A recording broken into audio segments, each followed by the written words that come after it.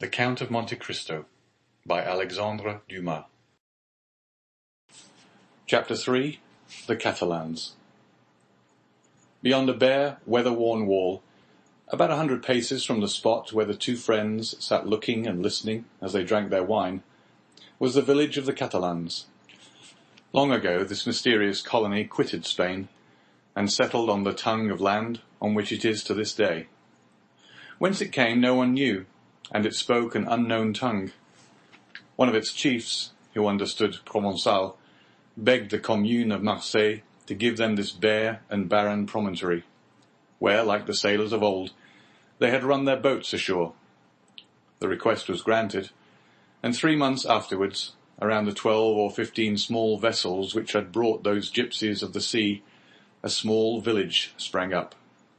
This village, constructed in a singular and picturesque manner, half Moorish, half Spanish, still remains and is inhabited by descendants of the first comers, who speak the language of their fathers. For 3 or 4 centuries they have remained upon this small promontory, on which they had settled like a flight of sea-birds, without mixing with the Marseillaise population, intermarrying and preserving their original customs, and the costume of their mother country, as they have preserved its language. Our readers will follow us along the only street of this little village, and enter with us one of the houses which is sunburned to the beautiful dead-leaf colour peculiar to the buildings of the country, and within coated with whitewash like a Spanish posada.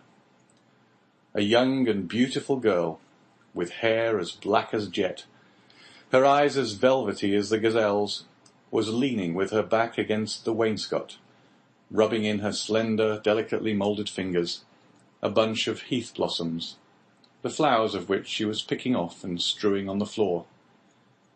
Her arms, bare to the elbow, brown and modelled after those of the Arlesian Venus, moved with a kind of restless impatience, and she tapped the earth with her arched and supple foot, so as to display the pure and full shape of her well-turned leg, in its red cotton, grey and blue clocked stocking. At 3 paces from her, seated in a chair which he balanced on 2 legs, leaning his elbow on an old worm-eaten table, was a tall young man of 20 or 22, who was looking at her with an air in which vexation and uneasiness were mingled. He questioned her with his eyes, but the firm and steady gaze of the young girl controlled his look. "You see, Mercedes," said the young man, "here is Easter come round again. Tell me, is this the moment for a wedding?" "I have answered you 100 times, Fernand, and really you must be very stupid to ask me again." "Well, repeat it. Repeat it, I beg of you, that I may at last believe it. Tell me for the 100th time that you refuse my love, which had your mother's sanction. Make me understand once for all that you are trifling with my happiness, that my life or death are nothing to you. Oh, to have dreamed for 10 years of being your husband, Mercedes, and to lose that hope, which was the only stay of my existence." "At least it was not I who ever encouraged you in that hope, Fernand," replied Mercedes. "You cannot reproach me with the slightest coquetry. I have always said to you, I love you as a brother, but do not ask from me more than sisterly affection, for my heart is another's. Is not this true, Fernand?" "Yes, that is very true, Mercedes," replied the young man. "Yes, you have been cruelly frank with me, but do you forget that it is among the Catalans a sacred law to intermarry?" "You mistake, Fernand. It is not a law, but merely a custom. And I pray of you, do not cite this custom in your favour. You are included in the conscription, Fernand, and are only at liberty on sufferance, liable at any moment to be called upon to take up arms. Once a soldier, what would you do with me, a poor orphan, forlorn without fortune, with nothing but a half-ruined hut and a few ragged nets? the miserable inheritance left by my father to my mother, and by my mother to me. She has been dead a year, and you know, Fernand, I have subsisted almost entirely on public charity. Sometimes you pretend I am useful to you, and that is an excuse to share with me the produce of your fishing, and I accept it, Fernand, because you are the son of my father's brother, because we were brought up together, and still more because it would give you so much pain if I refuse her. But I feel very deeply that this fish which I go and sell, and with the produce of which I buy the flax I spin, I feel very keenly, Fernand, that this is charity. And if it were, Mercedes, poor and lone as you are, you suit me as well as the daughter of the first shipowner, or the richest banker of Marseille. What do you such as we desire but a good wife and a careful housekeeper? And where can I look for these better than in you? Fernand, answered Mercedes, shaking her head, a woman becomes a bad manager, and who shall say she will remain an honest woman when she loves another man better than her husband? Rest content with my friendship, for I say once more, that is all I can promise, and I will promise no more than I can bestow. I understand, replied Fernand. You can endure your own wretchedness patiently, but you are afraid to share mine. Well, Mercedes, beloved by you, I would attempt fortune. You would bring me good luck, and I should become rich. I could extend my occupation as a fisherman, might get a place as clerk in a warehouse, and become in time a dealer myself. You could do no such thing, Fernand. You are a soldier, and if you remain at the Catalans, it is because there is no war. So remain a fisherman, and contented with my friendship, as I cannot give you more. Well, I will do better, Mercedes. I will be a sailor, instead of the costume of our fathers, which you despise. I will wear a varnished hat, a striped shirt, and a blue jacket with an anchor on the buttons. Would not that dress please you? What do you mean? asked Mercedes, with an angry glance. What do you mean? I do not understand you. I mean, Mercedes, that you are thus harsh and cruel with me, because you are expecting someone who is thus attired. But perhaps he whom you await is inconstant, or if he is not, the sea is so to him. Fernand, cried Mercedes, I believed you were good-hearted, and I was mistaken. Fernand, you are wicked to call your aid jealousy and the anger of God. Yes, I will not deny it. I do await and I do love of him of whom you speak, and if he does not return, instead of accusing him of the inconstancy which you insinuate, I will tell you that he died loving me and me only. The young girl made a gesture of rage. I understand you, Fernand. You would be revenged on him because I do not love you. You would cross your Catalan knife with his dirk. What end would that answer? To lose you my friendship if he were conquered, and see that friendship changed into hate if you were victor. Believe me, to seek a quarrel with a man is a bad method of pleasing the woman who loves the man. No, Fernand, you will not thus give way to evil thoughts. Unable to have me for your wife, you would content yourself with having me for your friend and sister. And besides, she added, her eyes troubled and moistened with tears, Wait, Fernand, you said just now that the sea was treacherous, and he has been gone for 4 months, and during those 4 months there have been some terrible storms. Fernand made no reply, nor did he attempt to check the tears which flowed down the cheeks of Mercedes, although for each of these tears he would have shed his heart's blood. But these tears flowed for another. He arose, paced a while up and down the hut, and then suddenly stopping before Mercedes, with his eyes glowing and his hands clenched. "Say, Mercedes," he said, once for all. Is this your final determination?" "I love Edmond Dante," the young girl calmly replied, "and none but Edmond shall ever be my husband." "And you will always love him?" "As long as I live." Fernand let fall his head like a defeated man, heaved a sigh that was like a groan, and then suddenly looking her full in the face with clenched teeth and expanded nostrils, said, "But if he is dead?" "If he is dead, I shall die too." "If he has forgotten you?" "Mercedes!" called a joyous voice from without. "Mercedes!" "Oh!" exclaimed the young girl, blushing with delight and fairly leaping in excess of love. "You see, he has not forgotten me, for here he is." And rushing towards the door, she opened it, saying, "Here, Edmond, here I am."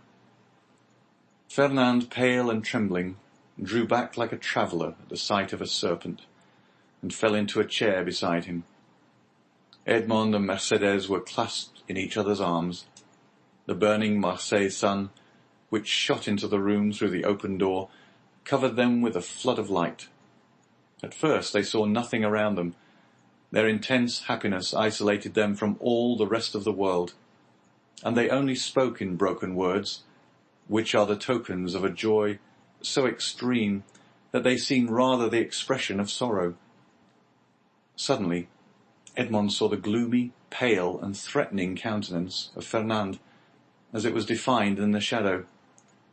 By a movement for which he could scarcely account to himself, the young Catalan placed his hand on the knife at his belt. "Ah, your pardon," said Dante, frowning in his turn. "I did not perceive that there were three of us." Then turning to Mercedes, he inquired, "Who is this gentleman?" "One who will be your best friend, Dante, for he is my friend, my cousin, my brother.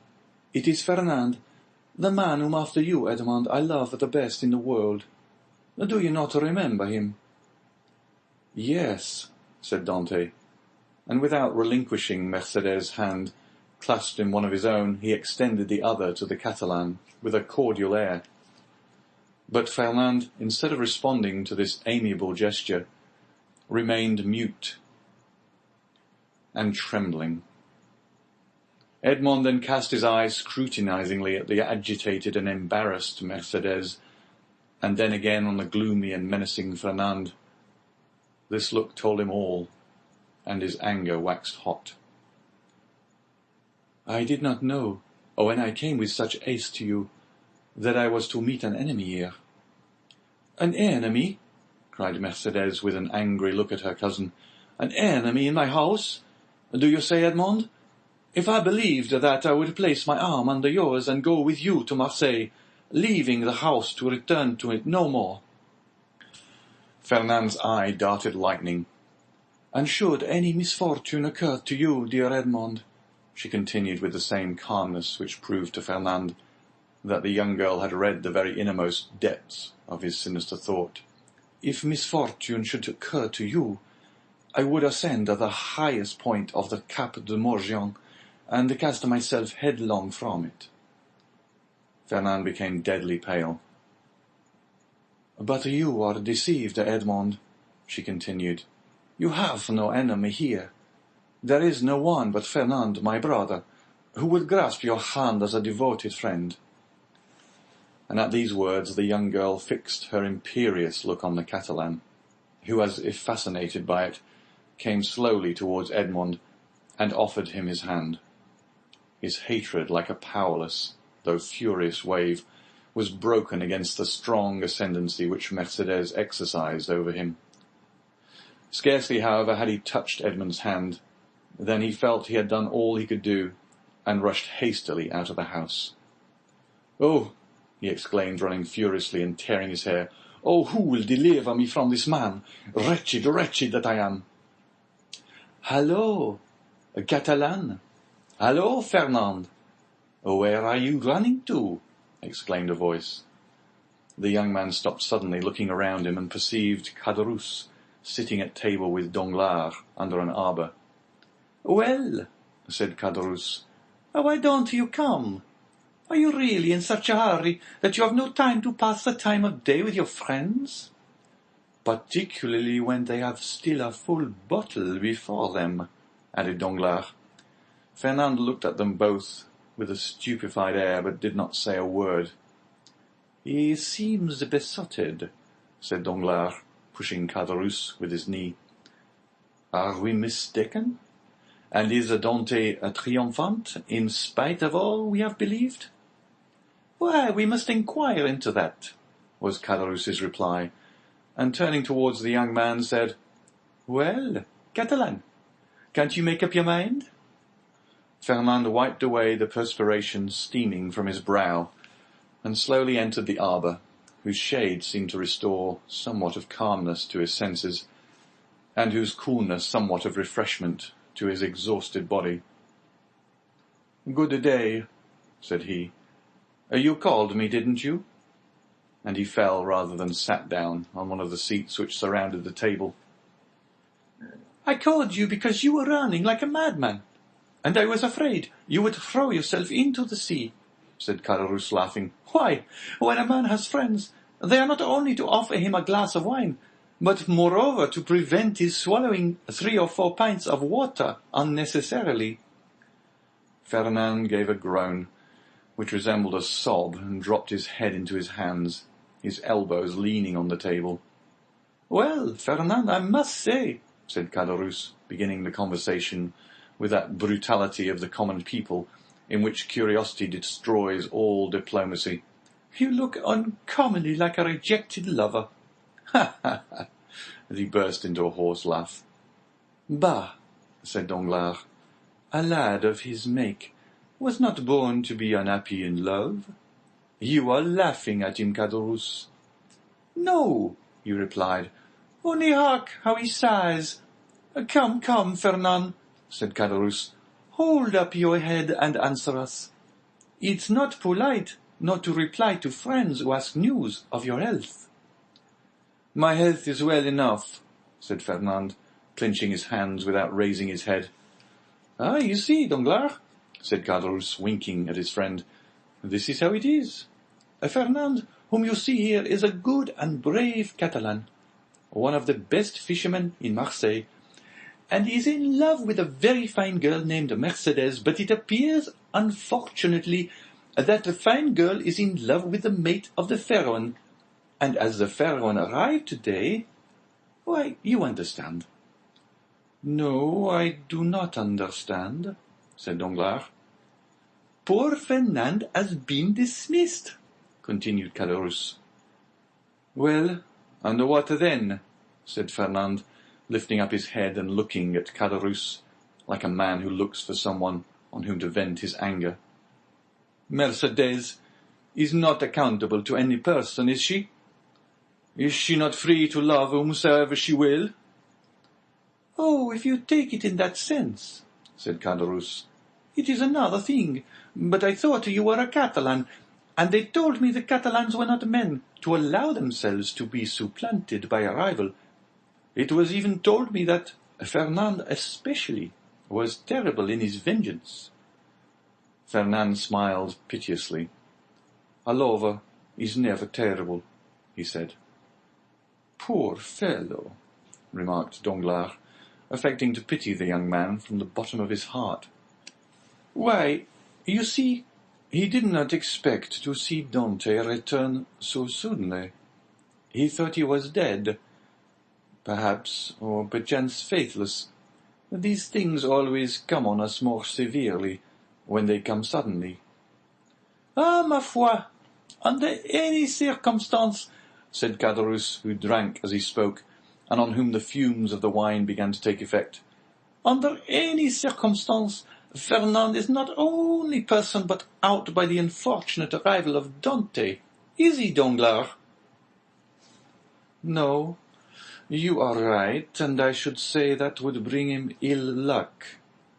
"Well, never mind," answered Caderousse, pouring out a glass of wine for Fernand and filling his own for the 8th or 9th time, while Danglars had merely sipped his. "Never mind. In the meantime, he marries Mercedes, the lovely Mercedes.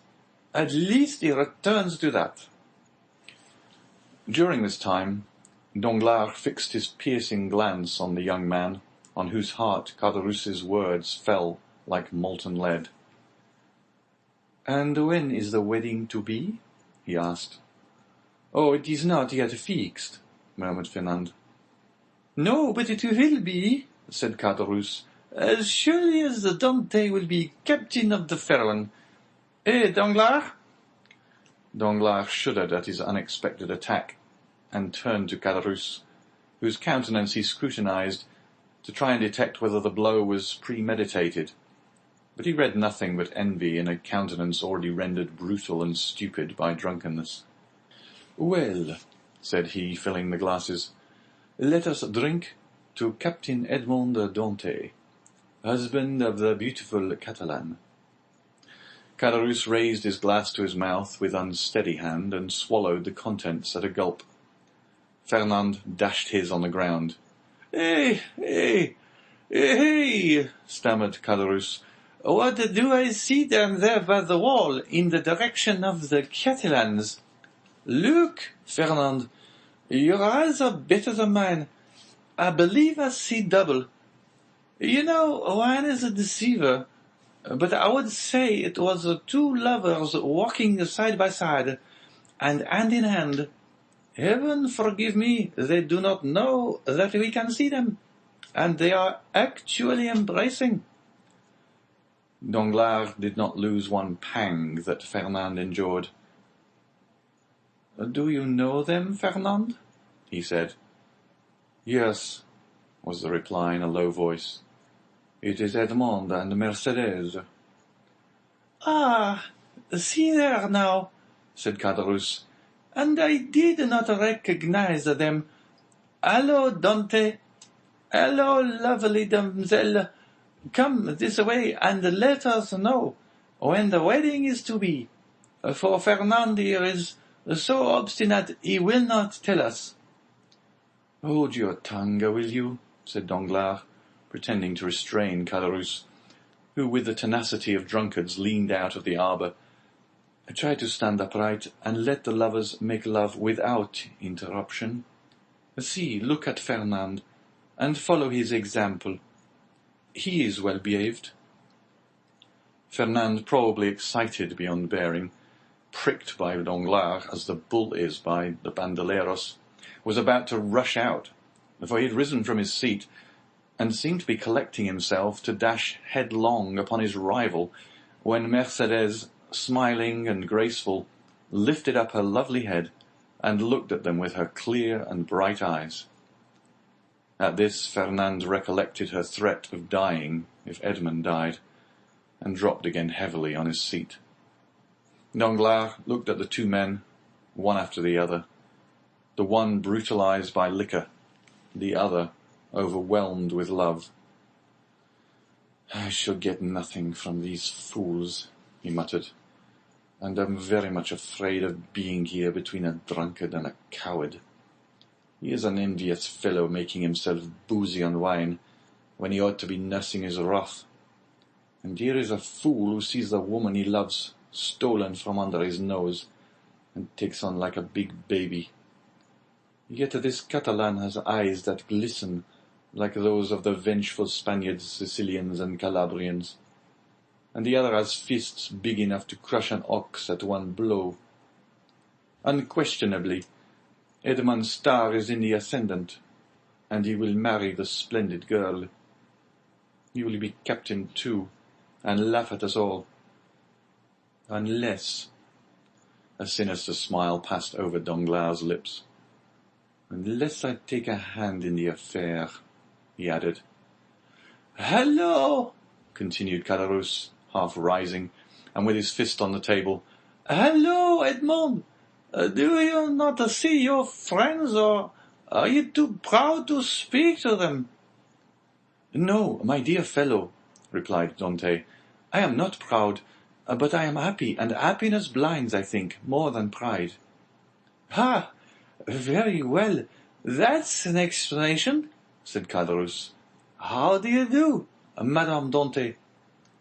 Mercédès curtsied gravely and said, "That is not my name, and in my country it bodes ill fortune, they say, to call a young girl by the name of a betrothed before he becomes her husband. So call me Mercédès, if you please." "We must excuse our worthy neighbor, Caderousse," said Dante. "He is so easily mistaken." "So then, the wedding is to take place immediately, Monsieur Dante?" said Danglars, bowing to the young couple. "As soon as possible, Monsieur Danglars. Today all preliminaries will be arranged at my father's, and tomorrow or next day at latest, the wedding festival here at La Réserve. My friends will be there. I hope, that is to say, you are invited, Monsieur Danglars, and you, Caderousse." "And Fernand?" said Caderousse with a chuckle. "Fernand, he too is invited?" "My wife's brother is my brother," said Edmond. "And we, Mercédès and I, should be very sorry if he were absent at such a time." Fernand opened his mouth to reply, but his voice died on his lips, and he could not utter a word. "Today the preliminaries, tomorrow or next day the ceremony? You are in a hurry, Captain." "Danglars," said Edmond, smiling, "I will say to you as Mercédès said just now to Caderousse. Do not give me a title which does not belong to me. That may bring me bad luck." "Your pardon," replied Danglars. "I merely said you seemed in a hurry. And we have lots of time. The Pharaon cannot be under way again in less than 3 months." "We are always in a hurry to be happy, Monsieur Danglars. For when we have suffered a long time, we have great difficulty in believing in good fortune. But it is not selfishness alone that makes me thus in haste. I must go to Paris." "Ah, really? "To Paris? And will it be the first time you have ever been there, Dante?" "Yes." "Have you business there?" "Not of my own. The last commission of poor Captain Leclerc, you know to what I allude, Danglars. It is sacred. Besides, I shall only take the time to go and return." Yes, I understand," said Danglars. And then in a low tone he added, "To Paris, no doubt to deliver the letter which the Grand Marshal gave him." "Ah, this letter gives me an idea. A capital idea. Ah, Dante, my friend, you are not yet registered #1 on board the good ship Pharaon." Then turning toward Edmond, who was walking away, "A pleasant journey," he cried. "Thank you," said Edmond, with a friendly nod, and the two lovers continued on their way, as calm and joyous as if they were the very elect of heaven.